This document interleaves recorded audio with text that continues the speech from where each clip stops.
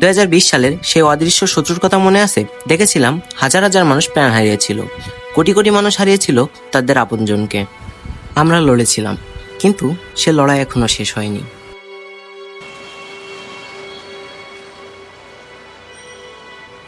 আমার প্রতিবেশী করোনায় মারা গেছিল, চাইলেও তাকে আমি শেষবারের মতো দেখতে পারিনি।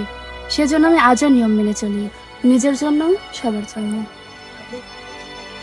অনেকেই ভাবছে সবকিছু ঠিক হয়ে গেছে, কিন্তু সতর্কতা মানে ভয় নয়, দায়িত্ব। সচেতন থাকলেই নিরাপদ থাকা সম্ভব। চলুন জেনে নিই সচেতন থাকার কিছু উপায়।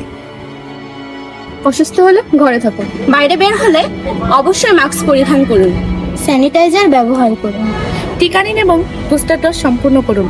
যথাসম্ভব পরিবহনের দিয়ে এড়িয়ে চলুন, হাঁচি কাশি দিলে কনুই দিয়ে মুখ ঢাকুন।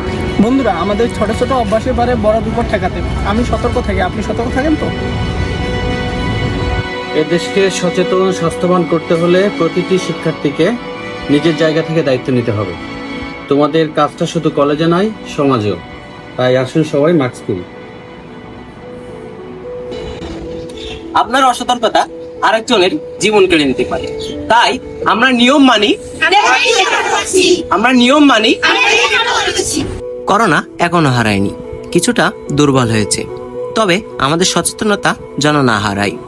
সচেতন থাকি, সুস্থ থাকি। যশোর সরকারি কলেজ স্কাউট গ্রুপ।